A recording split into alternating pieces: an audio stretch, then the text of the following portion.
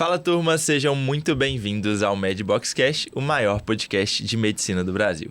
Hoje a gente vai falar sobre como falar e se expressar melhor. Um tema que eu sei, assim, é obrigatório. Se expressar, falar melhor nos dias atuais, internet e falando especificamente do meio médico, se a gente não souber se expressar, se a gente não souber conversar com nossos pacientes, com nossos colegas, com nossos chefes, a gente tá perdido.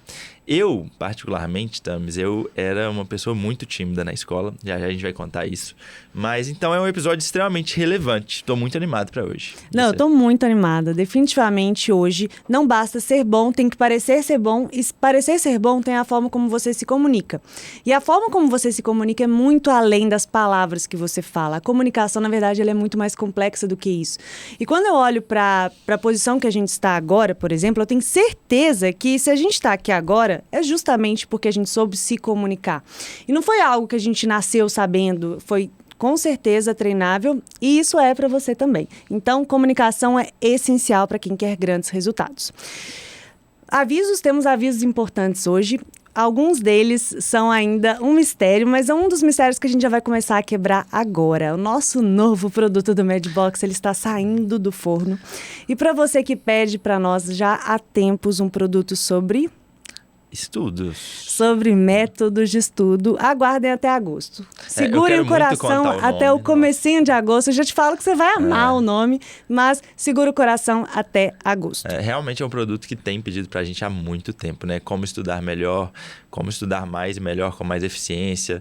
Então, nossa, muito animados, muito animados. E falando em estudos, a gente tem que falar também do MedCoffee, que é nosso patrocinador aqui no MedBoxCast. E o MedCoffee, eles estão com uma oportunidade atualmente, que é o HIIT. O HIIT é um intensivo de 3 meses preparatório para as provas de residência médica agora no final do ano e que super vale a pena. Eu até, coincidentemente, estava no site da MedCoffee ontem, olhando os preços e assim, gente, é 1/3 dos cursinhos tradicionais e entregando a mesma qualidade ou até superior. Não, e sabe o que eu acho mais chocante do MedCoffee? Porque o preço é um diferencial absurdo e mesmo assim não é o maior diferencial deles.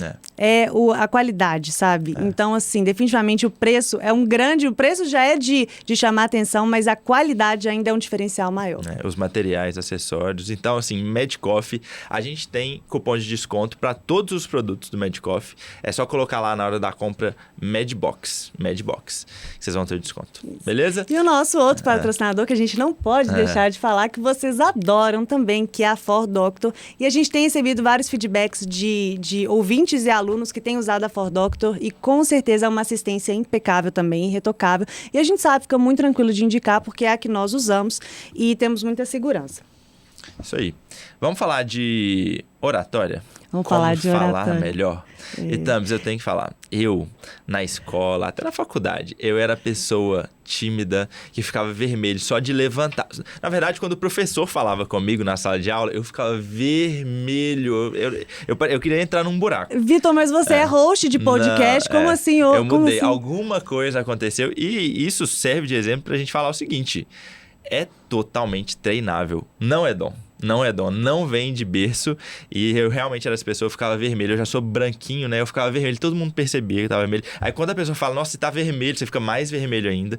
Então, quando ia apresentar trabalho lá na frente, em grupo, eu era aquela pessoa que puxava a palma no final. Assim, eu não queria falar absolutamente nada. Os outros falavam por mim. E alguma coisa aconteceu nesse meio aí que me mudou. E você, como é que era? Então, na verdade, eu tenho muito essa característica, minha irmã tem isso também, de ser um pouco pra frente, assim, na questão de falar em público. A gente sempre tomou iniciativa na escola e no ensino médio, a gente gostava de ser a pessoa que apresentava, eu gostava de me expor. Mas isso foi algo também que foi muito trabalhado, porque a pessoa que decide se expor, ela também se expõe a feedbacks e críticas. Então, eu fui me aprimorando, só que eu precisei ser a pessoa que realmente tomava frente. Foi algo natural meu. Mas ser bom não foi natural, só ter coragem mesmo. É, muito bom. E assim, a gente usa comunicação em várias áreas das nossas vidas. Tô lembrando de um caso aqui, eu tava conversando com um chefe meu ano passado, quando eu era residente de ortopedia ainda, e tava falando que eu tava com medo da nossa prova, da SBOT, principalmente da prova oral, né? Que a gente é sabatinado ali ao vivo com 3 examinadores.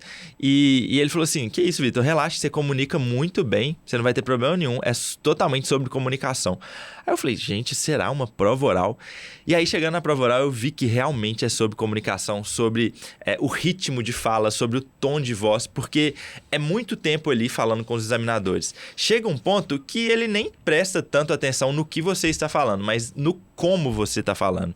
Então, só de você falar como uma entonação confiante, com um ritmo bom, um ritmo linear, a pessoa já acredita mais em você e já compra muito mais sua ideia, sabe? E, na verdade, uma apresentação, uma palestra, é muito mais sobre a pessoa que está apresentando do que sobre o conteúdo. Eu acho que se as pessoas entenderem que é muito mais sobre como ela está performando do que exatamente o que ela está falando, ela ia se preocupar menos com detalhezinhos de apresentação do que com o que ela está falando. Eu não sei se você já viu alguma apresentação de slides, de PowerPoint, que era tudo em branco, totalmente em branco, aquela fonte Arial 12 quase no slide.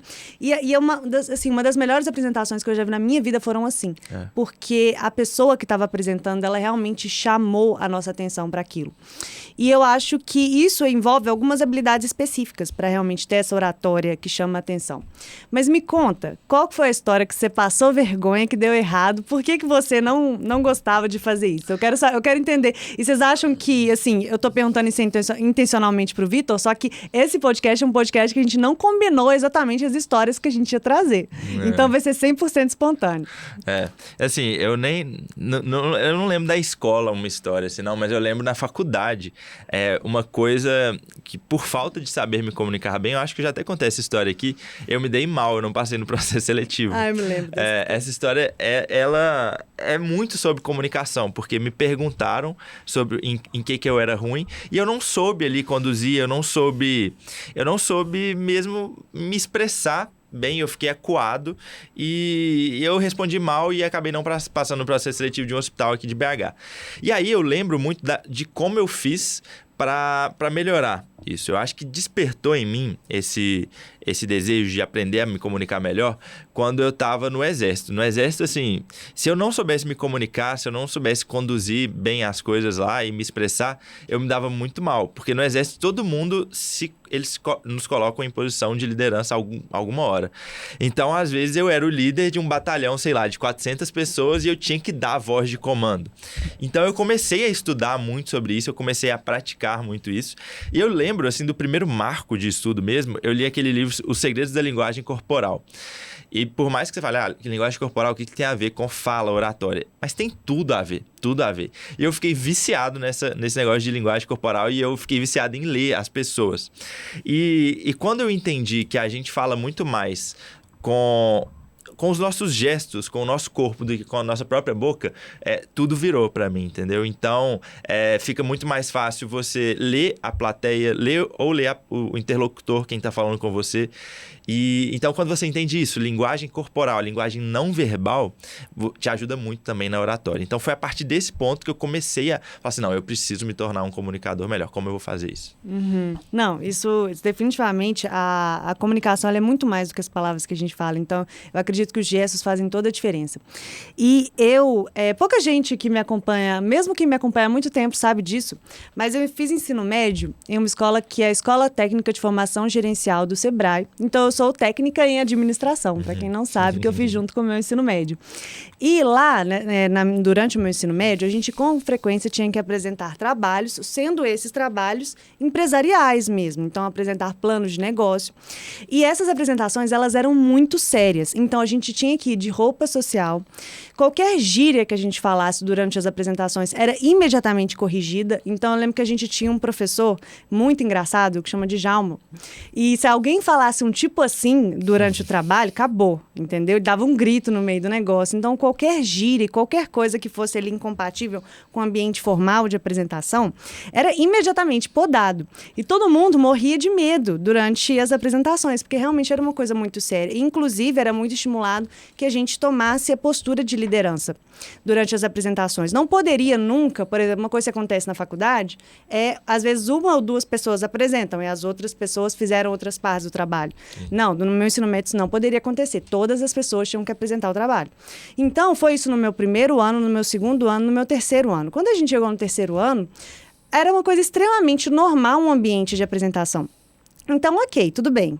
Para mim, isso era comum em todas as escolas. Quando eu cheguei na faculdade de medicina, e aí teve a primeira apresentação de trabalho, e eu lembro que foi na aula de, acho que foi histologia, alguma coisa assim, cada grupo ficou com um tema, e estava todo mundo absolutamente muito nervoso com o dia dessa apresentação, muito, e eu não estava entendendo porque que estava todo mundo nervoso assim. E aí o meu grupo ficou por último. Quando começaram as apresentações, eu entendi por que estava todo mundo tão nervoso assim, porque parecia que ninguém tinha feito aquilo ali daquela forma nunca na vida.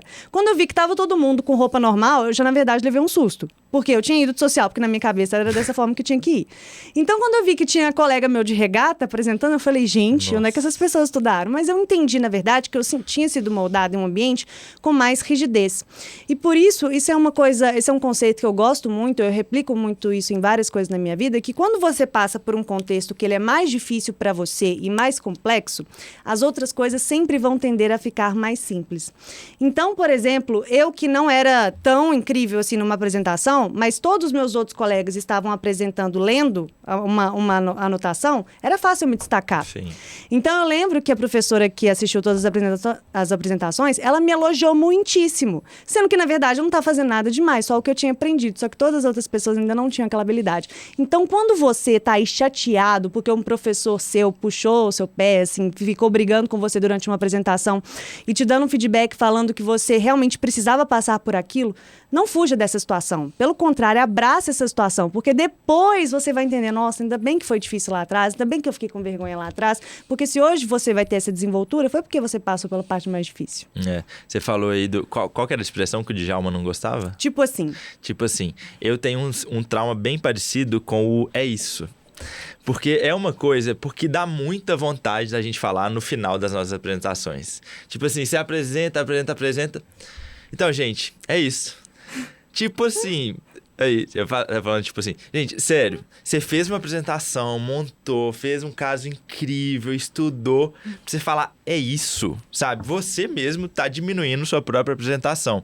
E eu tô tentando lembrar, mas eu não vou lembrar agora quem me falou isso, mas assim, me marcou tanto, que sempre que eu tava aquela vontade, é isso, porque realmente é um ótimo finalizador, né? É muito fácil de falar, é isso. E me vem essa fala na cabeça, não, é isso não, você mesmo tá diminuindo sua apresentação. Então são alguns detalhes que fazem diferença demais. Aqui mesmo, pra encerrar o podcast, às vezes me dá vontade de falar, é isso. Mas não, a gente fez um podcast incrível aqui, entregamos conteúdo, convidado e tal, pra falar, é isso. Então são cuidados que fazem muita diferença. Você falou aí de segurar papelzinho e ler, não, ridículo, não dá, né, gente? Não dá pra fazer. Pois é, e na verdade, isso é uma coisa bem comum nas escolas, sabe? Às vezes, o Felipe tem um caso engraçado, uma vez que ele escreveu na mão durante a faculdade, tem algum podcast que ele contou esse caso, mas isso era extremamente comum. Só que eu, mesmo já tendo essa postura, eu passei uma vergonha que eu nunca vou esquecer na minha vida. Foi lá, já, assim, foi 5º período da faculdade. E eu, como eu falei, era uma pessoa muito proativa em trabalhos. Então, eu gostava não só de apresentar, mas de fazer o PowerPoint. Eu gostava de, assim, determinar o conteúdo. Eu tinha uma certa postura de liderança nos trabalhos, era uma coisa que eu gostava muito de fazer. E, então, eu tinha sempre um mesmo grupo que fazia os trabalhos comigo, que era por ordem alfabética. Ia ter um trabalho de fisiopatologia, era o trabalho final. Fisiopatola. Fisiopatola. E aí, contava muito ponto, né? Na verdade, os seminários da faculdade, eles contam muito ponto, né? Eles contam tanto quanto prova. Então, na verdade, a pessoa ela tem que aprender a trabalhar em grupo ou tem que aprender, né? Porque, assim... Bom, de toda forma, ia ter esse trabalho e esse professor, ele era muito bravo e ele tinha uma mania de que, quando a pessoa estava apresentando o trabalho, ele resolvia escolher outra pessoa do grupo para apresentar. Então, assim, essa era uma coisa que todo mundo já sabia que ele fazia. Ele era o carrasco. Tipo assim, tinha professor que sorteava um aluno para apresentar, qualquer um do grupo. Tinha professor que escolhia a pessoa que ia apresentar. E tinha professor que fazia esse tipo de coisa. Trocava um pelo outro no meio do negócio. Isso é muito... Gente, olhando para trás, eu falo assim, gente, que coisa antididática. Antididático. Total. Pois é. Porque, assim, causa é tenso para todo mundo. É tenso para quem está apresentando, é tenso para quem está assistindo, é tenso para todo mundo. Bom, de toda forma, isso forçava todas as pessoas a treinarem a apresentação e estarem cientes ali do conteúdo, porque ela poderia ser escolhida no meio do negócio para apresentar. Como eu tinha muito essa postura proativa, de sempre estar fazendo isso, meu grupo já tinha a gente já tinha esse engajamento juntos. Esse trabalho em específico, eu decidi ficar um pouco mais de lado.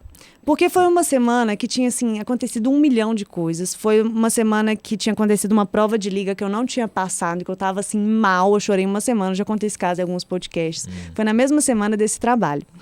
Então, eu tava, assim, numa semana muito atípica, sabe? E como eu tinha essa questão do meu grupo, de que eu já tinha feito muita coisa, eles falaram, Tamara, você sempre ajuda muito nos trabalhos, tudo bem, você pode ficar mais de lado nesse, só dá uma olhada no conteúdo, porque ele pode te escolher lá para apresentar, mas fica tranquila. A gente fica mais tranquila essa semana. Falei, ótimo. Só que aí, eu pensei que tinham 10 pessoas no grupo. E esse professor, ainda por cima, ele gostava muito de mim. Eu fui até monitora dele em outro ano. Então, na minha cabeça, a probabilidade de acontecer de eu ser escolhida era mínima. Mínima. Primeiro, porque o professor gostava de mim. Segundo, porque tinham 10 pessoas no grupo.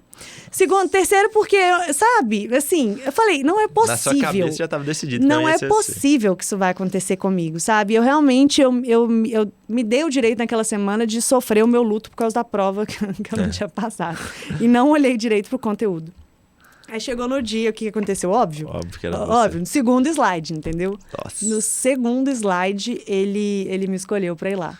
Teve que ler slide. Nossa, foi um dos momentos mais... Eu não sei como é que eu nunca contei isso em nenhum podcast, porque foi tão marcante pra mim. Eu já devia ter contado, essa história é ótima. Não sabia. Mas enfim, fiquem vocês então com essa história pela primeira vez. E eu fui lá na frente e eu fui passando slide por slide, basicamente lendo. E assim, sabendo a cada slide que estava passando, o quanto eu estava fora da minha competência. O quanto eu estava demonstrando para todas as pessoas da minha sala que eu não tinha... não tinha o mérito ali de ter feito o trabalho, nem em nenhuma parte, sabe? Nossa. Tenso. E foi assim, foi claro. Mas esse negócio de escolher de surpresa é bem antididático mesmo, porque se a abordagem fosse diferente, era só falar, gente, era porque acadêmico mesmo, a gente não entende por que a gente precisa comunicar. Eu tô formando como médico, por que eu preciso me comunicar? Não, se o professor tivesse falado, gente, vocês vão precisar apresentar trabalhos em congresso, vocês vão precisar liderar mesas de discussões no hospital, vocês vão precisar conversar com os familiares dos pacientes, vocês precisam desenvolver a habilidade de comunicação. Eu tenho certeza que daria briga entre os colegas do grupo para apresentar, mas agora, apresentação surpresa, não faz sentido. Pois é. E aí, depois dessa apresentação, eu chorei, eu já tava triste por causa da outra prova, aí eu chorei mais. Foi assim, eu fiquei uma semana chorando a anterior e essa foi um trauma na minha vida. Mas eu guardei uma coisa muito importante pra mim. O quê? Você nunca se coloca numa posição de falar algo se você não tiver competência pra falar aquilo. Então, por que eu fiquei com tanta vergonha? Porque eu estava totalmente fora do meu círculo de competência. Eu não tinha estudado, eu não tinha repertório. Me faltou repertório sobre o mínimo que eu tinha que fazer ali. Então, na verdade, a questão da oratória, de falar alguma coisa com confiança, vem antes de tudo da sua competência sobre aquele tema. Então, dali pra frente, ficou pra mim, eu nunca vou apresentar nada, nem falar nada, que eu não tenho estudado muito pra falar. Porque quando uma pessoa realmente ela estudou aquilo, ela sabe o que ela está falando. Quando você pode não ter nem treinado para apresentar aquilo, mas se você sabe, porque você aprendeu de alguma forma, você vai falar aquilo com confiança. Então, fortalecer o repertório para mim é a primeira parte. Não se coloque na posição de falar algo que você não sabe. Assim, a mesma coisa a gente se propôs aqui a falar sobre, sei lá, viagens para Marte. Fica muito claro. Nem precisa ir tão longe. Pode ser viagens assim. Viagens para Nordeste.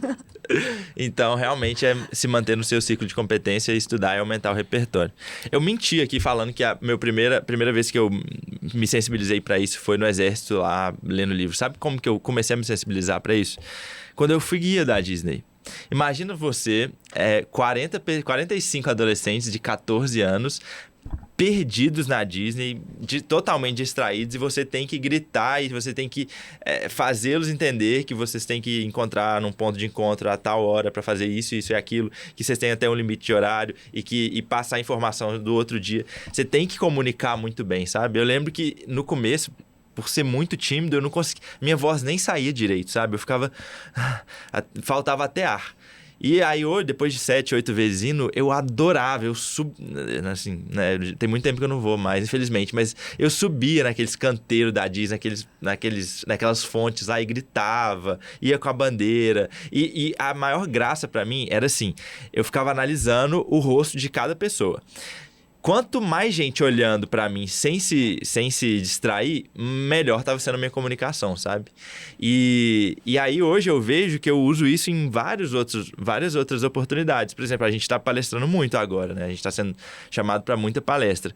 E essa habilidade de estar lá na frente como foco da atenção e precisando se comunicar bem, de uma forma magnética, que as pessoas vão prestar atenção, que a atenção tem que ser chamada para você, eu aprendi lá, nesse início. Então, se colocar em posições de liderança também ajuda muito na habilidade de comunicação, sabe? Porque, querendo ou não, você está ali no foco da atenção das pessoas e você tem que conseguir transmitir suas ideias bem, sabe? Sim, e eu acho que isso também vai até além do seu repertório sobre aquilo. Vai também sobre a forma como você se vê.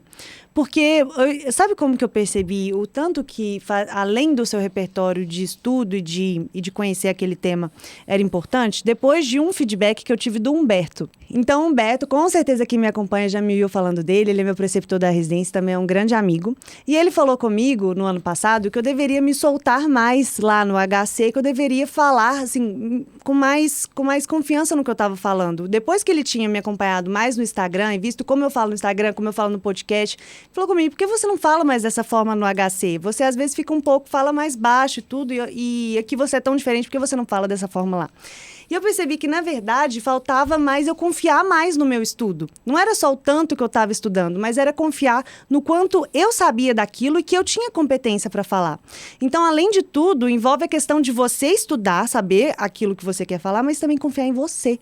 E isso nem sempre é fácil. Nem sempre é fácil. Tô lembrando de uma situação aqui na residência. A residência, e isso depende muito do ambiente também, um ambiente que te deixe confortável para performar e para comunicar. Quando eu era R3, eu já sabia muito da maioria dos assuntos, da maioria das cirurgias que a gente entrava. E muitas vezes, quando você é R3, você é R+, o R1, o R0 chega... E muitas vezes, na inocência, na frente do preceptor, ele te pergunta as coisas, tipo, mas como é que é essa cirurgia aqui? Tipo, como é que a gente vai fazer? O que a gente vai operar? E eu também gosto muito de me comunicar, mas lá num ambiente que não era favorável a isso, eu ficava com medo. E nenhuma coisa que eu sabia muito, eu não tinha coragem de falar, sabe? Eu ficava assim, não, depois eu te falo que o chefe tá perto e tal. Eu não ia errar, era aquilo, mas sei lá, eu acho que um ambiente confortável e que deixe você à vontade faz toda a diferença. Faz toda a diferença. Só que eu peguei esse feedback do Humberto, eu comecei a guardar isso mais e pensando que mesmo se um ambiente não for favorável, a gente sabe sobre aquilo. O estudo é o mesmo para todas as pessoas. Claro, vai ter pessoas que têm mais experiência, mas a gente estudou o mesmo tema, sabe? Pode até ser que você esteja mais atualizado do que outra pessoa que está ali. Então, a gente tem que ter essa autoconfiança também. Então, ok, a gente já falou alguns pontos importantes. A gente já falou sobre repertório, aumentar o repertório e não ir para nada sem ter realmente estudado aquele tema. A gente falou sobre confiar naquilo no seu trabalho, confiar que você sabe sobre aquilo. E um outro ponto que eu queria entrar também para ter realmente uma oratória que chame a atenção é o treinamento. E treinamento é algo que você não deve treinar só com você, não deve treinar só com espelhos, tem que treinar com outras pessoas, porque são outras pessoas que vão saber dar feedback. Eu tenho um momento tenso no meu relacionamento há 10 anos, que é o seguinte, eu tenho uma regra com o Felipe, que todas as vezes que eu vou dar uma palestra, apresentar uma aula, apresentar um trabalho, pode ser o mais simples que for, mas eu treino para ele antes. E não é só um treino para eu treinar, é um treino com o objetivo que ele me dê um feedback. Então, mesmo se a apresentação estiver incrível, perfeito, eu já tiver treinado 30 vezes, ele for a última pessoa que eu estou indo treinar, ele vai ter que achar uma crítica, porque essa é a função dele. Gente, eu já presenciei essa cena, é muito engraçado, é muito engraçado. O Felipe fica atento, tentando achar o mínimo deslize, é muito bom. Exato, e assim, eu pareço uma pessoa super, hiper madura, mas não é fácil receber críticas, às vezes, no momento que numa crítica que você não estava esperando. Porque às vezes você acha que a pessoa vai comentar, olha, esse slide aqui, talvez você troque esse lugar, mas a pessoa vai e fala, uai, mas eu não entendi direito, você falou, explica melhor, você não soube me explicar, você não está sabendo explicar. Aí dói no seu ego, aí você pensa, realmente, talvez eu não estou conseguindo me expressar da melhor forma. Eu, pensando em dicas práticas também, além, assim, detalhes sobre treinamento, eu aprendi muito com você. Eu nunca fui de ficar treinando 1000 vezes, sabe? Sempre, tá tranquilo, tá dominado. Na hora eu resolvo. Não, mas por exemplo, na residência, você desde o R1 vai ter uma apresentação. Você treina Gigi? Nunca treinei. Nunca treinei. Eu tô em choque. Sempre foi no freestyle lá na hora. Eu tô em choque com essa Sempre informação. foi no freestyle. Não, pera, eu quero parar agora um minuto. Vamos fazer uma pesquisa com os nossos ouvintes? Vamos. Eu quero que vocês comentem se vocês em apresentações, não tô falando grandes apresentações, não é tipo um TCC ou então o último seminário do semestre, mas apresentações tipo a apresentação da residência, uma apresentação normal da faculdade, se vocês treinam antes de ir ou não. A gente pode colocar enquete. Uma enquete. Então, Vamos ótimo, colocar. respondam a enquete, porque essa informação que o Vitor me deu, pra mim, é uma das mais chocantes da vida. Eu sempre fiz no freestyle mesmo. Na hora eu resolvo, aqui eu tô sabendo, estudei pra caramba, eu vou resolver. E não é bem assim, né? E você me mudou muito com isso, me mudou muito. A Tamara é engraçada. Um dia eu tava indo pro jogo do Galo, não esqueço. A gente tava numa call, assim, tinha um amigo meu me esperando pra ir pro jogo. E eu comentei com a Tamara, eu tô indo pro jogo, eu tava aqui acabando meu artigo e tal, que eu vou apresentar amanhã. A Tamara, você já treinou a apresentação? Eu falei, não. Ela, você tem que treinar. Eu falei, não, mas é uma coisa muito pequena. Ela, mesmo sendo pequeno, você tem que treinar. Aí eu falei, tá bom, Tamara. Aí eu fiquei com aquilo na cabeça. Eu falei, meu Deus, será que eu tinha que treinar mesmo a apresentação? E assim, desde que começamos a ser sócio, eu mudei muito nisso, de verdade. Palestra, que eu vou dar palestra, assim, eu treino 1000 vezes. A Bruna agora é a coitada que tem que me ouvir. Na última palestra que eu dei no Congresso Carioca, eu fui o avião, o voo inteiro treinando pra mim. E eu sei na minha cabeça, não, Tamara estaria aqui falando, não, treina. E eu fiquei falando pra mim mesmo. Fiquei lá com o slide aberto e falava. A pessoa que tava do meu lado devia estar achando esquisitíssimo. Então, treino é extremamente importante. Obrigado. E eu sugiro que você faça um teste, porque, na verdade, o Vitor, ele tem uma facilidade grande de gravar as informações. Eu percebo, quando eu te falo uma coisa, você tem que guardar, você grava ela do início ao fim.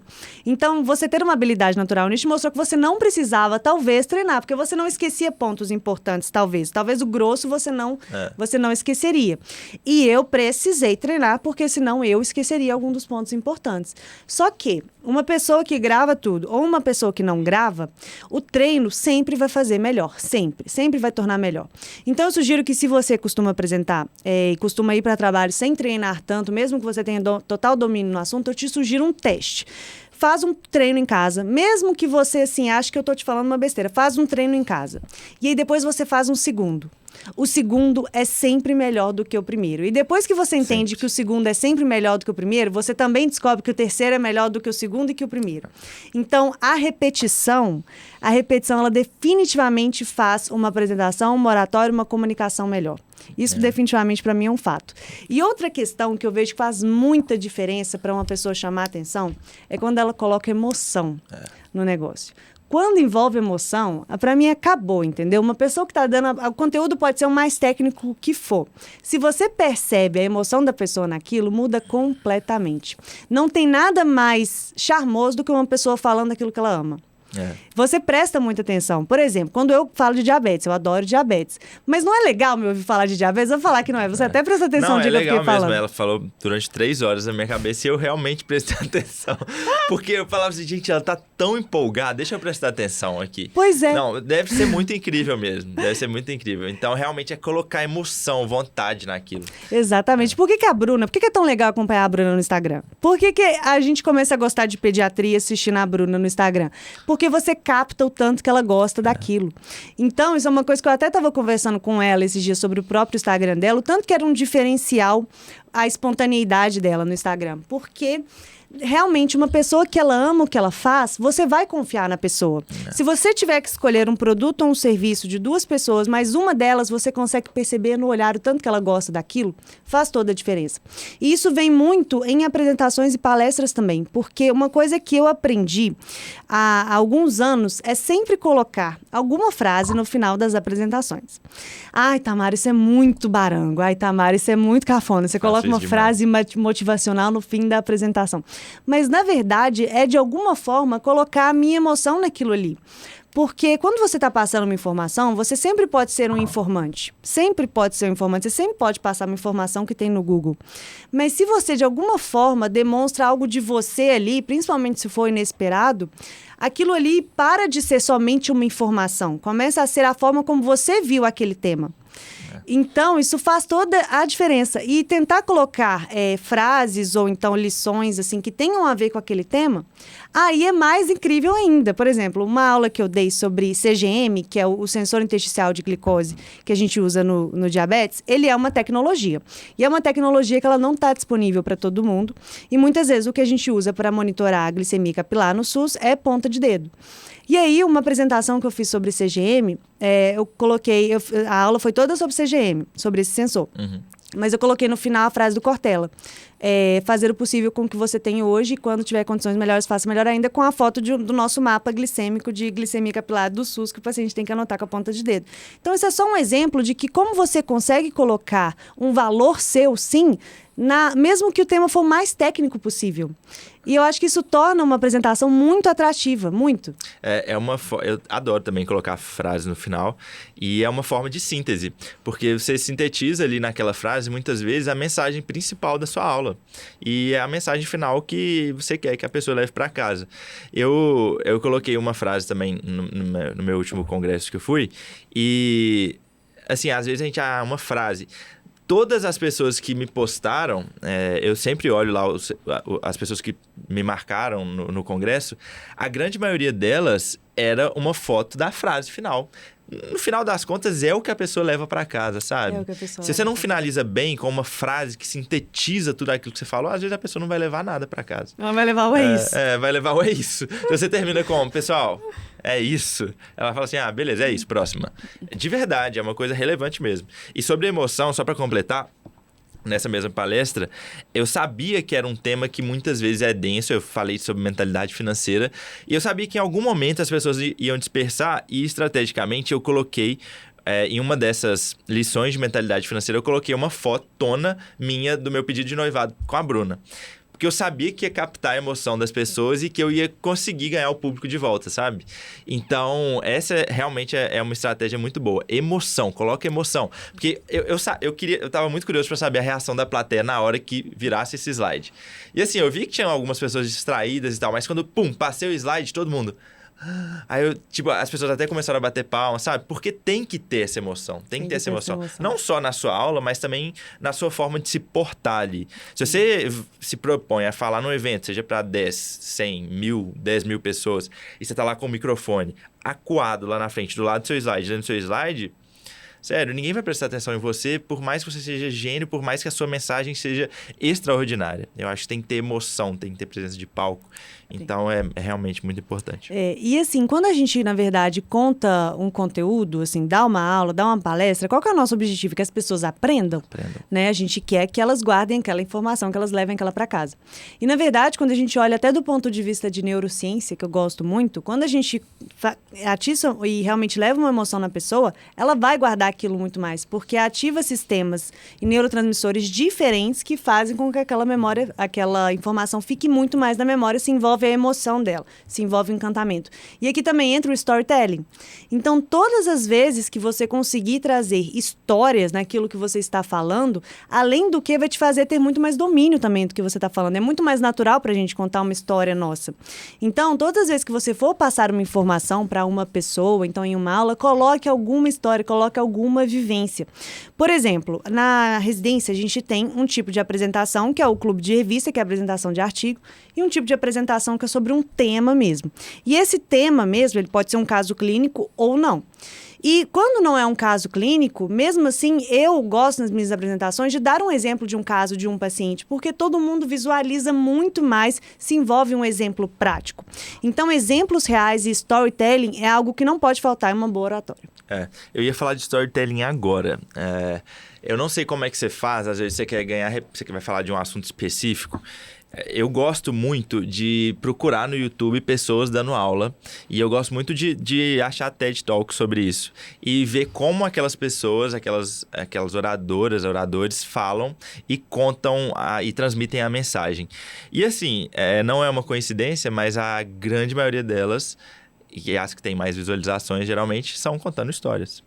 Basicamente contando histórias. E eu lembro de uma live que eu fiz uma vez no lançamento do Residência Financeira. Era uma live muito importante para mim.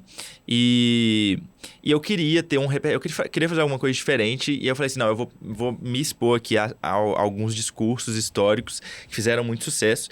E eu gosto muito de história. Eu achei um discurso do Winston Churchill, que foi primeiro-ministro do Reino Unido, lá na Segunda Guerra Mundial, sei lá, década de 30, 40.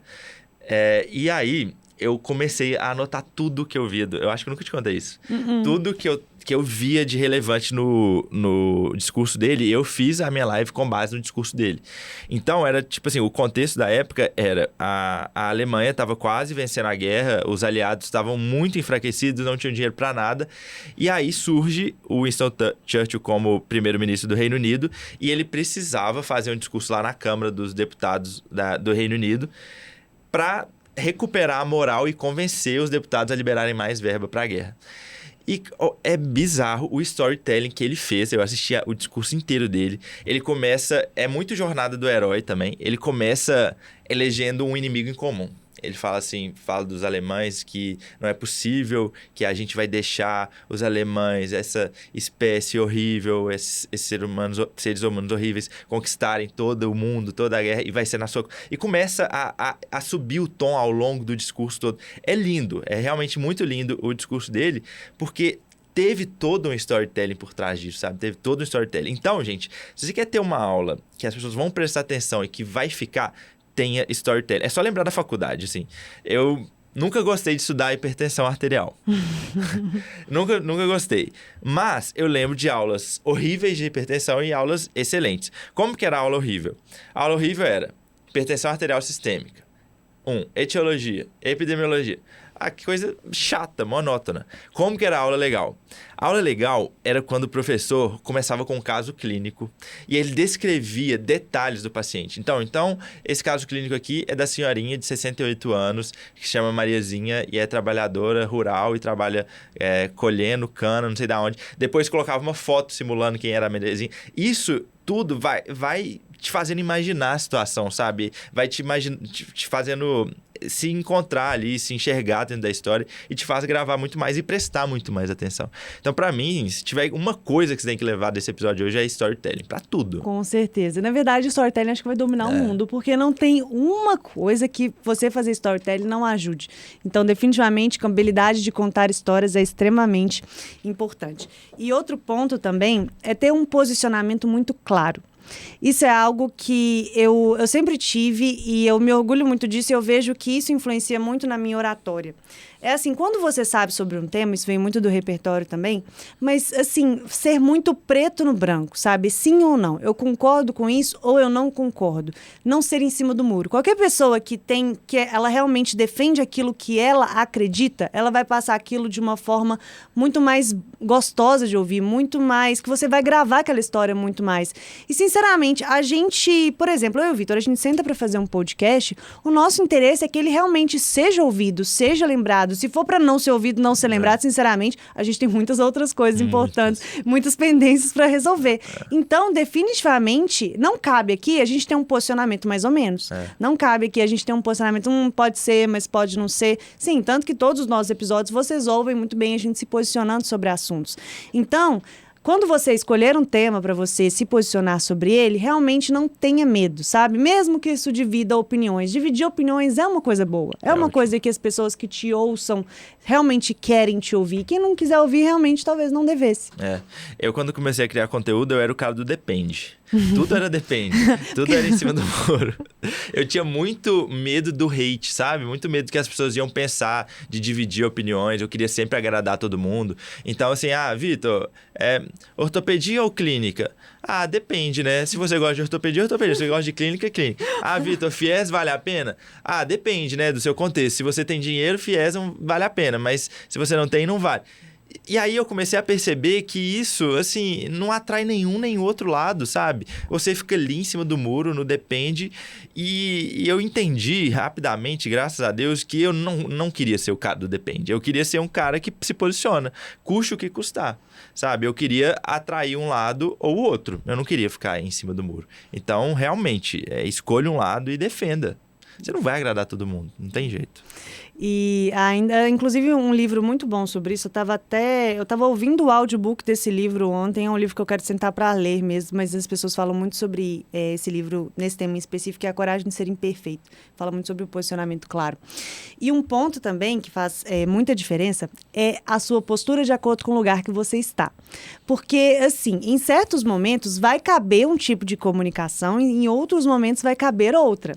Por exemplo, a comunicação quando a gente está na célula.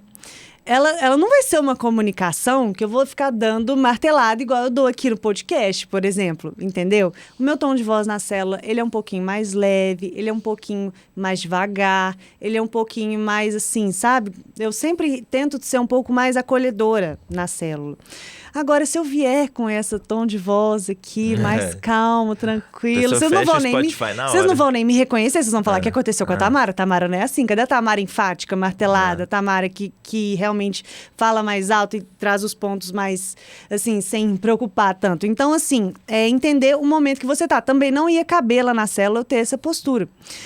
E, por exemplo, se eu chegar na residência, igual eu abro stories do meu Instagram, se eu chegar na residência e falar com todo mundo, bom dia, Tim Madruga. O que você acha? Você acha que eles vão achar legal? Eu vou tentar isso no bloco amanhã. Ou você acha que não? Entendeu? Assim como não cabe eu abrir meus stories e conversar da forma como eu converso lá dentro da residência.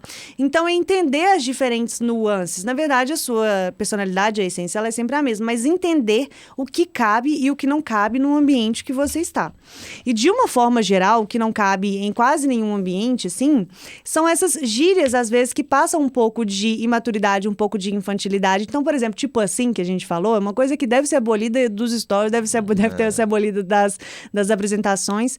E eu, na verdade, eu só comecei a melhorar mesmo alguns pontos quando eu comecei a me autocriticar. E isso veio muito depois do primeiro podcast que a gente fez, que foi o 13º período, lá em 2021, 2022, a gente sempre confunde, 2022. Quando eu ouvi esse primeiro podcast que eu fiz com o Vitor, foi um podcast excelente, esse episódio, assim, ele é muito bom, mas eu nunca tinha ido no podcast. Então, eu escutei várias vezes. No que eu escutei várias vezes, eu vi várias coisas que eu fazia errado e que eu não queria reproduzir de nenhuma forma, nem na comunicação mais informal possível. Quer falar muito quer falar muito aí. Tipo, aí a gente fez isso, aí a gente fez aquilo. Então, eu fui me observando para melhorar. E essa autocrítica é uma coisa que muitas vezes as pessoas não têm, elas não querem se assistir. A coisa mais comum que tem é a pessoa que está começando a gravar vídeos e não querer se assistir, porque ela fica com vergonha dela mesma. Isso é um erro, você tem que se assistir, porque se você não se assistir, às vezes tem certas críticas que ninguém vai fazer pra você que tem que se fazer mesmo. Sobre, você já entrou na parte técnica, tem uma coisa, além de falar aí, é isso, qual que é a outra que você falou que o cara tipo não gostava? Assim. Tipo assim, uma coisa mudou muito pra mim quando eu entendi o poder do silêncio, porque muitas vezes demora a vir as palavras pra gente falar. E ao invés de você falar... Eu acho que a maioria das pessoas deve estar ouvindo 1,5 ou 2, não vai ter essa percepção do que eu tô querendo dizer. Mas ao invés de... Por exemplo, tô querendo falar alguma coisa com você, só que eu esqueci a palavra. Ao invés de eu falar... eu simplesmente faço um silêncio. A palavra vem... E depois a outra vem, e depois a outra vem, e o seu raciocínio vai se encaixando. Isso faz com que a pessoa preste muito mais atenção em você do que se fosse... Então, o poder do silêncio realmente faz muita diferença mesmo. Outra coisa também é o né? O né Nossa. também é uma mania nossa mineira. Né é uma questão assim, Né? quando eu assisto uma apresentação, isso acontece com frequência. O né, na verdade, ele acho que é o mais comum de todos. E às vezes eu vejo apresentações de pessoas renomadíssimas no que elas fazem, falando né a cada frase. Eu não consigo prestar atenção no conteúdo. Eu só fico. Eu também tenho essa. Eu preciso ser menos distraída numa apresentação, mas eu não consigo parar de perceber que ela só para de falar né. No congresso que eu fui de ortopedia pediátrica lá em Salvador, foi um cara de quadril falar. O cara é muito bom, o cara tem pós-doutorado, cara novo, um gênio. Só que quando o cara foi começar a falar, o tema interessantíssimo. A cada frase ele falava um né. Então a gente vê aqui, ele falava muito pausado, assim, muito devagar.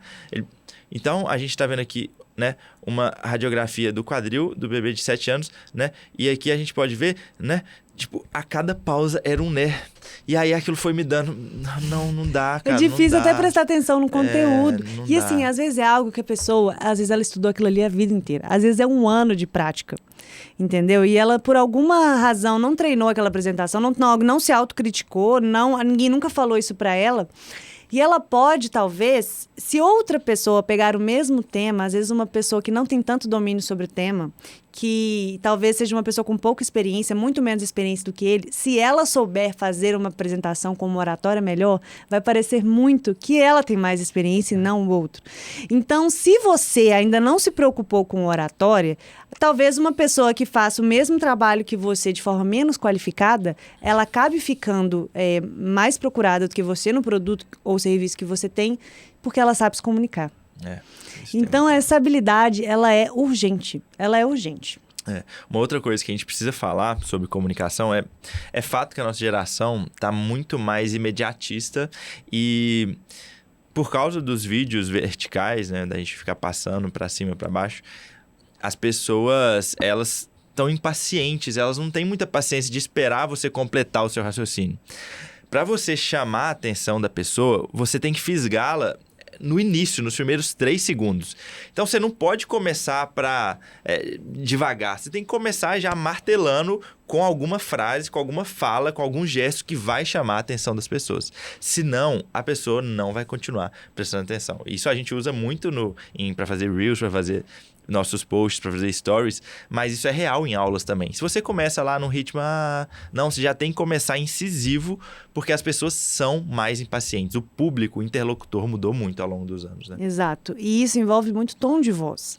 Então, não fale baixo. É melhor errar para mais, na minha opinião. Quando eu tô conversando com o Felipe em algum assunto e eu vejo que eu me empolgo, eu começo a falar mais alto. Ele já fala comigo, Tamara, você tá falando alto. Então, eu já sei que eu tô falando do jeito que eu devia estar falando mesmo, entendeu? Então, eu sei que eu tô falando bem. Então, o tom de voz, ele faz toda a diferença. Sabe aquela pessoa que fala pra dentro? Não seja a pessoa que fala pra dentro. Se você tá na dúvida se você é, talvez você seja. Para de ser. Realmente. Olha, Falar pra dentro é um problema. é um problema. É um problema mesmo. E assim, eu tô falando em tom de voz, eu tô lembrando do William Bonner. Quem usa muito isso é o William Bonner. As diferentes entonações. Ele vai ritmando a fala dele para chamar a atenção nas zonas onde ele quer. Então, ele começa baixo e puxa, e vai e volta. Tem um nome disso, é um instrumento da oratória, mas eu não vou lembrar. Mas, assim, é muito importante, você pode usar de várias formas. Falar pra dentro. Gente, eu tô lembrando, geralmente quem fala pra dentro é R0. É R0 na cirurgia, fala pra dentro. Fala assim, o que você tá falando aí? Não, nada não. A pessoa sempre fala pra dentro, por vergonha mesmo. Por vergonha. É muito difícil. Então, a gente tem que realmente ter essa tendência de falar para fora. E quando eu percebi a importância disso, a grande mudança entre falar para dentro e falar para fora, quando eu comecei a assistir os meus primeiros stories. Tem como, não sei se você já parou para fazer isso, se você que produz conteúdo, mas você pode ir lá no seu arquivados, ir lá nos seus stories, desde o primeiro story que você postou na vida, tá lá. E isso é interessantíssimo, porque é quase que uma pesquisa que você pode fazer de você mesmo lá no seu Instagram. Instagram é o máximo, porque vira um repertório seu ali, né? Assim, interno. Enfim, eu fui ver meus primeiros stories. Gente, eu fiquei completamente chocada comigo mesma. Eu falava totalmente pra dentro, sem sorrir, sem abrir os olhos. Tem story meu, deitada, falando deitada assim na minha cama, tipo, como se, quem que vai me ouvir? Quem que vai parar pra ouvir uma pessoa que não tem energia naquilo que ela tá falando? Então, seja enérgico. É muito melhor ser enérgico. As pessoas vão se lembrar muito mais de você se você for enérgico. E assim, todo mundo que começa a criar conteúdo, a gente que já tá há muitos anos nisso, a gente enxerga muito rápido. A pessoa realmente não demonstra emoção nenhuma quando ela tá fazendo stories. Ela fica completamente travada. E às vezes ela... Quando começa a falar assim... E aí, pessoal, tudo bem? Tipo, gente, isso as pessoas faziam há 10 anos atrás, perguntar se estava tudo bem nos stories, sabe? Já começa transmitindo sua mensagem, já começa martelando. Se não, se a pessoa começa a ouvir um 8, ela já saiu do seu stories. Exato. Então chame a atenção o mais rápido possível e coloque emoção naquilo. Exato. E uma coisa que eu vejo muito em apresentações, nessa ideia de chamar a atenção inicialmente, é quando a apresentação começa com um quiz. Você já viu isso em palestras? Já. É muito interessante, porque de cara a pessoa já tem uma postura ativa daquilo ali que ela está ouvindo. A pessoa não está esperando ser recebida com uma pergunta, com um quiz. Na verdade, ela está esperando aquela sequência lógica da palestra. Então, todas as vezes que você é disruptivo e que você sai do esperado, isso também é algo que chama muita atenção. O meu irmão me sugeriu fazer isso na última palestra. Eu dei uma palestra em Uberaba há um mês atrás, mais ou menos, e eles me pediram para fazer um workshop de finanças. E era no domingo, 8 horas da manhã, e o pessoal tinha saído no dia anterior, então ia estar todo mundo de ressaca, com sono, e ia pra ouvir falar de finanças, né?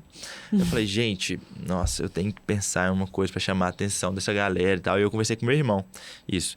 Aí meu irmão falou assim, Vitor, eu já participei de algumas palestras incríveis que tinha um quiz no começo, e a pessoa colocava lá um link, um QR Code, você lia e você ia respondendo os quiz pelo seu celular. Eu falei, Samuel, genial, eu vou fazer isso. E aí captou totalmente a atenção das pessoas. Os meninos ficaram empolgados, gritando, conversando um com o outro, zoando um ao outro. E aí, além disso, eu adicionei nas perguntas finais, porque tinha prêmio também, as pessoas tinham que ir lá na frente responder, sabe? Então, assim, movimentou totalmente o auditório lá. As pessoas estavam com sono de ressaca, esqueceram, porque realmente aquilo ali foi uma quebra de expectativa mesmo e foi um aprendizado muito mais ativo. Não, então, isso é muito legal. Explorar essas outras formas, além da expositiva, né? E como é que a gente vai explorar essas outras formas? Indo a lugares, né? Indo a congressos, assistindo palestras no YouTube. Eu e o Vitor, a gente tem palestrado muito de um ano para cá, né? Então, assim, é uma coisa relativamente nova na nossa vida. Então, mas a nossa primeira palestra, a minha grande primeira palestra, foi no CEMED, que também foi a sua, certo? No ano passado. E antes de ir, eu passei mais ou menos uns 2 meses assistindo todos os dias palestras no YouTube. Todos os dias, assistindo técnicas de palestras e de oratórias e a condução da palestra. Então, eu anotava os pontos críticos, eu vi o que eu gostava, eu vi o que eu não gostava. Eu ia, inclusive, em palestras antigas. Por exemplo, o Joel J, que eu gosto muito, eu assisti palestra dele no YouTube de 2005. Para comparar com as palestras dele de 2024 e ver o que tinha mudado até então. Então, eu realmente fiquei imersa em aprender com grandes referências. E é isso que, se você não pode ir agora num evento presencial, um grande congresso, palestra, você deve procurar na internet mesmo para você ver referências. E essa questão do quiz, por exemplo, no Congresso Internacional de Endocrinologia, que eu estive em Boston, que, assim, é o maior congresso da especialidade. E aí, entre as mesas, as mesas e as salas, tinha uma sala principal, que era a sala da sociedade. Então, nessa sala principal, que é um auditório bonitão, você até respondeu meu story o dia que eu mostrei esse auditório, você falou, meu Deus, eu falei, pois é, mas aquele era o auditório principal. E nesse auditório principal era o palco oficial da sociedade de apresentar os novos guidelines do ano, principalmente. Então, novos guidelines e, às vezes, debates sobre alguns temas importantes. E aí teve um debate sobre reposição hormonal na menopausa na mulher com testosterona, que é algo extremamente polêmico na endocrinologia. E aí tinham 2 pessoas, muito referências nas áreas delas, debatendo sobre aquilo, uma com uma opinião contra e outra com uma opinião a favor. E a plateia inteira, a cada pergunta, ela participou a plateia inteira participou ativamente de todas as etapas dessa palestra. Mas a plateia podia participar? Votando. Ah, tá. Votando. Então, era um quiz E aí aparecia em tempo real os resultados do quiz na tela. Então, aparecia um caso clínico, por exemplo, aí uma das especialistas falava, eu concordo com a reposição nesse caso, e outra especialista falava, não, eu não concordo. E perguntava para a plateia, você concorda ou você não concorda? Legal. E coisas extremamente polêmicas que tem várias nuances. Então, assim, foi muito interessante. Foi a melhor palestra que eu fui no congresso inteiro. E por causa disso, porque a gente participou da questão. Então, todas as vezes que você tiver a oportunidade de trazer a pessoa que você está conversando, então a pessoa que você está se apresentando, ou a sua audiência, para participar daquilo que você está fazendo, isso é algo extremamente importante. Nada deve ser um monólogo, nada deve ser só você falando. Então, traga a atenção da pessoa de alguma forma. Eu gostei muito. Deve ser... Esse quiz aí é famoso. É muito legal, muito legal. E vai aparecendo lá em tempo real, né? Isso, e vai dividindo em gráficos, entendeu? Quantas pessoas votam que sim, que não. Aí, quando é um tema muito polêmico, assim, desse tipo que a pessoa fica quase com raiva da pessoa que concorda ou discorda, fica todo mundo se entreolhando, assim, tipo assim, sabe? Tipo, aqui que você votou. No congresso que eu fui muito menor proporção, as partes que eu mais prestava atenção eram as mesas redondas que tinham essa discussão também, sabe? E aí era aberto pra gente da plateia opinar mesmo. Então a pessoa tava lá discutindo o caso, aí alguém da plateia levantava a mão, ia lá um microfone até ela, levantava e metia o pau e falava, tal. É muito legal. Então, explorar essas novas formas de comunicação também é bom. O que mais de técnica, hein? Bom, um ponto muito importante, a gente até está falando sobre isso há pouco, é deixar a outra pessoa falar, então não interromper a outra pessoa. Isso é uma coisa que eu, por exemplo, quando eu assisto os nossos podcasts, eu percebo que eu preciso deixar mais outras pessoas falarem, então a gente tem que se analisar em vários pontos como esse. Não terminar as frases, então não deixar frases interminadas. O mineiro tem muito esse problema, né? É algo quase que intrínseco nosso, do nosso DNA. A gente não consegue terminar uma frase, mas tente sempre terminar. A dicção é sempre melhor quando a gente procura terminar frases ativamente. Muitas vezes isso vai ter que ser um esforço, mas a gente tem que fazer. Eliminar completamente tipo assim, então assim, vícios de linguagem.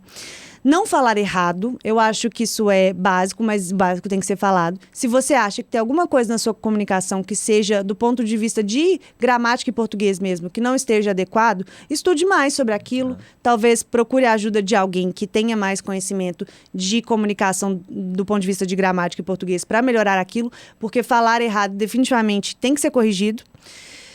E eu acho que vale a pena a gente falar também da linguagem não verbal, sabe? Porque é muito importante. E, por exemplo, falar, o jeito de comunicar é extremamente importante, tudo que a gente está falando aqui, mas se o seu corpo não está demonstrando uma postura daquilo que você está falando, a pessoa invalida completamente aquilo que você expressou através da sua voz. Então, exemplos.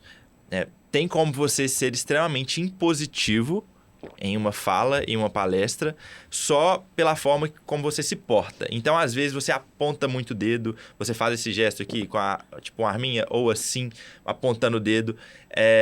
Outra coisa que sempre, quando eu estudei isso, eu vi, é quando as pessoas falam com a mão assim, ó. Com a mão assim, espalmada para baixo. Isso significa que você está impondo alguma coisa. As pessoas estão abaixo de você. Então, quando você fala de cima para baixo, assim, e apontando, e com a mão para baixo, você está impondo alguma coisa, você está querendo impor o seu ponto de vista para a pessoa, e isso fica menos palatável para quem está te ouvindo. Então, tomar muito cuidado com isso. Uma boa estratégia, Steve Jobs, eu acho que fazia muito isso, realmente, hoje todo mundo faz, mas abrir as mãos, mostrar que você está desarmado, é um ato de você mostrar, não estou escondendo nada, eu estou sendo completamente transparente aqui. Então você gesticula, mostra suas mãos, não aponta ela para baixo, aponta ela para cima para as pessoas verem, e isso traz a plateia mais para você e torna mais palatável aquilo que você está querendo passar. Então é realmente importante isso, andar e falar e conversar e olhar no olho de pessoas dentro da plateia.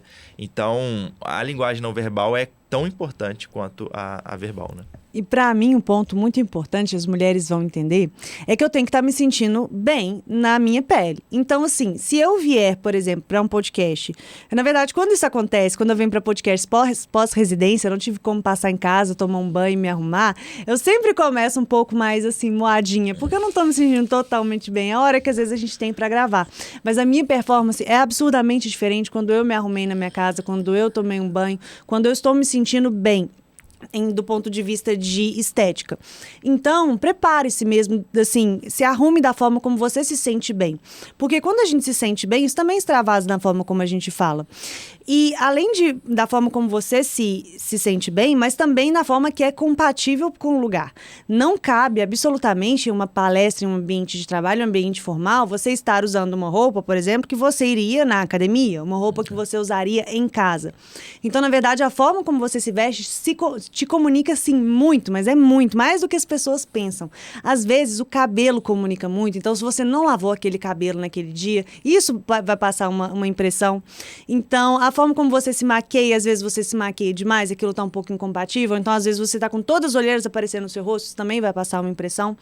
Então, a forma como as pessoas te veem do ponto de vista estético, ela faz muita diferença. Eu não estou falando que você tem que começar a ir para a residência de blazer e começar a aparecer nos seus stories de um jeito muito arrumado. Não é isso. Mas saiba que a imagem comunica muito. Ai, Tamara, eu não acho isso justo. Eu quero me expressar da forma como eu sou.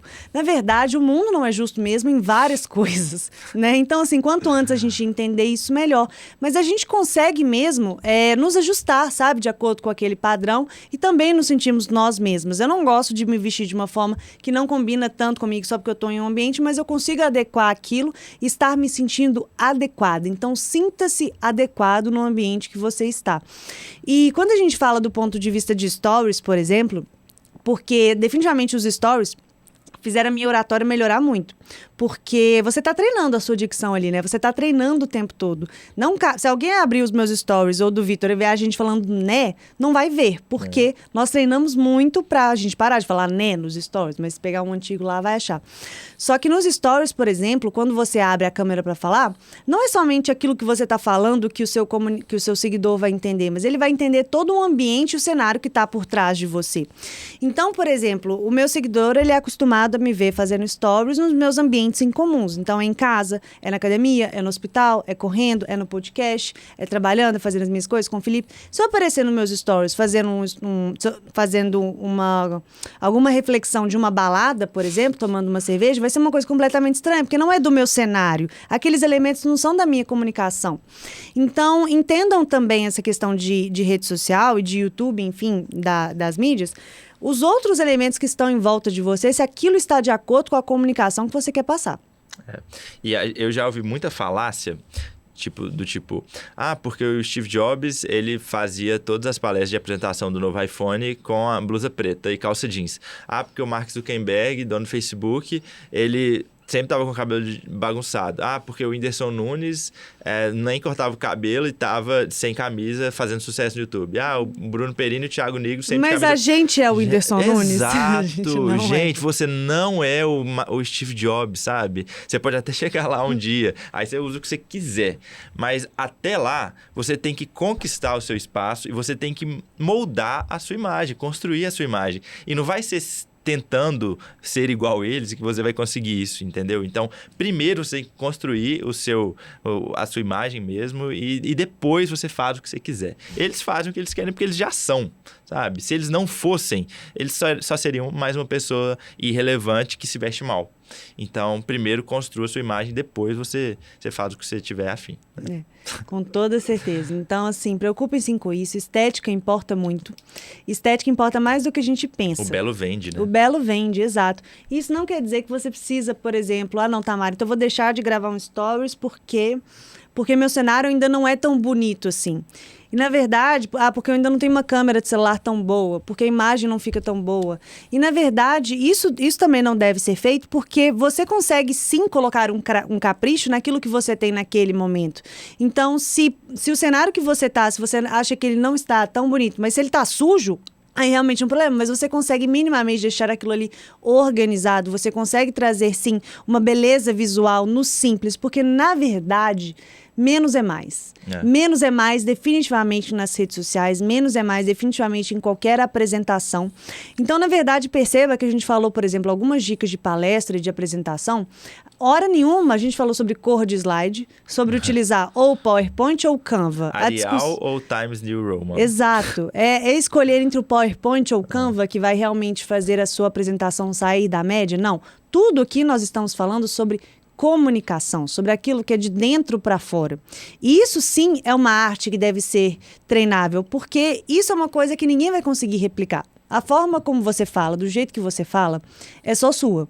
Mas uma apresentação de PowerPoint é extremamente replicável.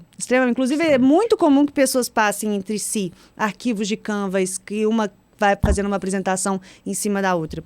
O conteúdo que você passa em uma aula é totalmente replicável, tanto é que ele vem de livros, vem de artigos, vem de guidelines, mas a forma como você vai passar é só sua. Se você passar da forma que está no guideline, é melhor ler o guideline.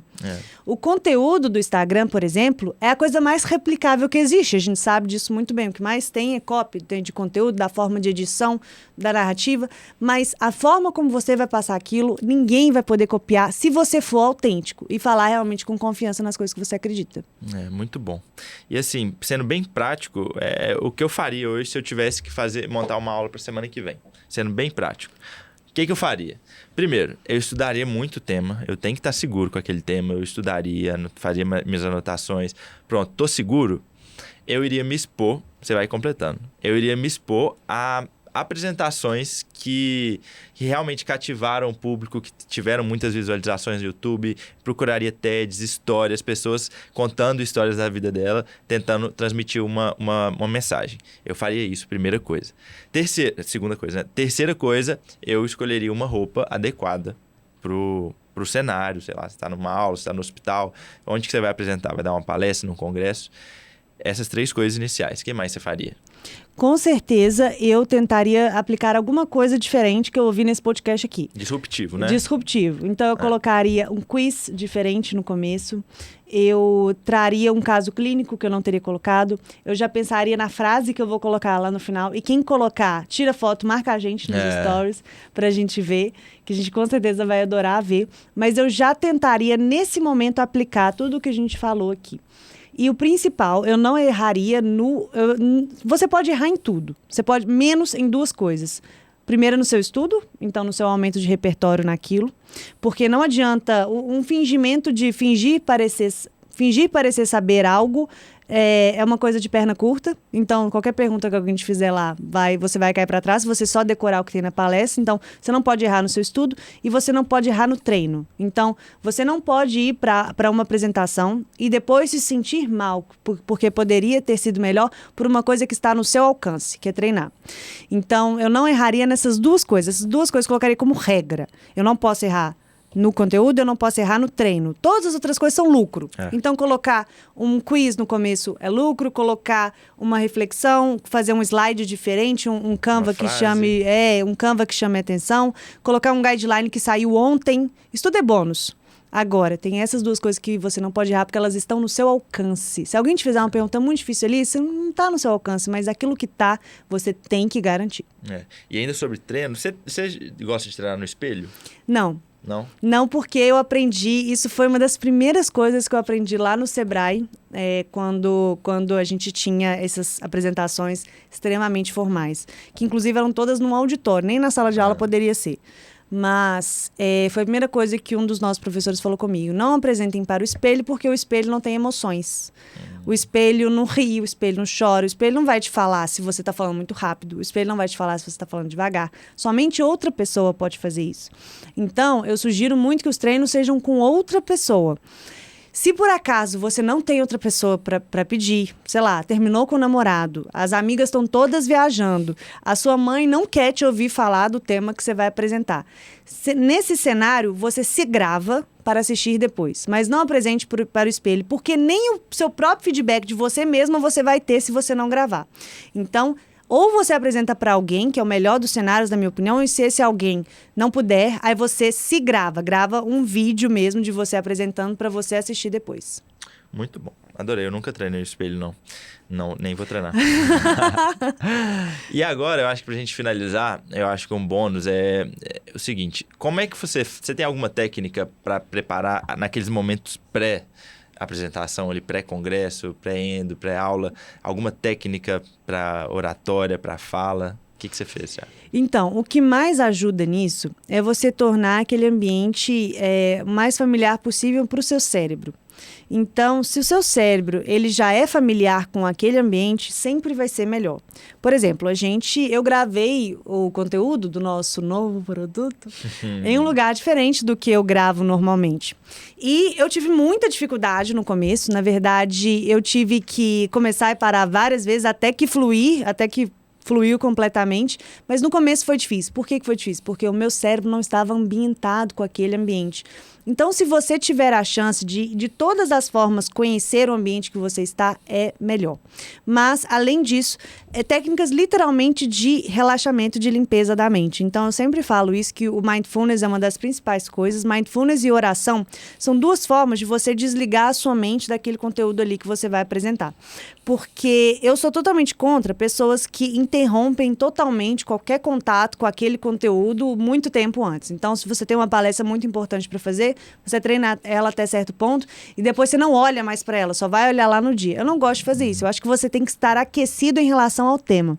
Mas aquecido em relação ao tema é diferente de estar totalmente ligado nele até o momento de começar. Porque se você fizer isso, você vai cansar a mente, você pode perder a atenção lá no decorrer da sua apresentação. Então, esteja aquecido, mas antes de começar, se possível, assim, um bom tempo antes, enquanto você já está lá no lugar, mas assim, antes de começar, meia hora antes, senta um pouco, conversa sobre outras coisas. Se você tiver a prática já de fazer mindfulness, então talvez escutar 5 minutos de meditação é uma coisa que vai te ajudar muito na limpeza da sua mente e comprovadamente aumenta a sua concentração no que você está falando. E uma coisa que eu faço muito para qualquer coisa que me exige, assim, na verdade para qualquer coisa, em quase tudo, é conversar com Deus antes e dividir com Deus que eu estou ansiosa por causa daquilo. Isso definitivamente me acalma instantaneamente. Sim, muito bom, adorei. E acho que por mim aqui foi tudo. E aí? A gente falou muita coisa. Só um último ponto, e depois da palestra? É você perguntar para as pessoas que vão ser sinceras com você, feedbacks. Importantíssimo. É o pós-venda, né? A gente tem que saber. É o debriefing. A gente tem que fazer debriefing, porque senão você vai cometer os mesmos erros na sua próxima apresentação, você não vai ter feedback, você não vai melhorar nunca. Exato. É amarra e repreensão. Exato. E muito assim, para tudo, né, na verdade. Inclusive, Vitor, a gente estava falando disso agora há pouco, como é importante você saber ouvir críticas. Porque as críticas, elas são o que vão te levar para um próximo nível. E não é fácil ouvir crítica. É fácil de falar que, eu sei ouvir crítica, mas a gente não sabe, porque sempre vai mexer com o nosso ego. Sim. Principalmente se é algo que a gente se dedicou. Principalmente se é uma coisa que você deu seu melhor ali. Mesmo assim, mesmo você ter dado seu melhor, cabem críticas e cabem melhores. A questão é de quem você vai ouvir, então pessoas que realmente gostam de você, mas saber ouvi-las e saber realmente internalizar aquilo para melhorar na próxima, porque isso diferencia muitas pessoas. E foi o que a gente estava conversando, né? Receber feedbacks é importantíssimo, mas também você saber dar feedbacks para as pessoas que você ama, para as pessoas que você se importa, é também muito importante. É importante para a pessoa. Então, crie esse hábito também de ativamente fornecer feedbacks. Excelente. Excelente. Eu tenho uma hashtag. Será que é a mesma que eu pensei? Qual é? Eu pensei, é isso. Eu também! Que top! Eu até escrevi no meu caderno para não esquecer. Muito bom. Então, a hashtag é isso. É isso. Esse foi mais um episódio do Madbox Cast, te ensinando a como se expressar e como falar melhor, de forma mais eficiente. E a gente entregou tudo aqui. A gente não vai encerrar com é isso. É isso. Jamais. Mas eu falei. Não, então a gente encerra assim, ó. Esse foi mais um episódio do Madbox Cast. Até a próxima. Tchau.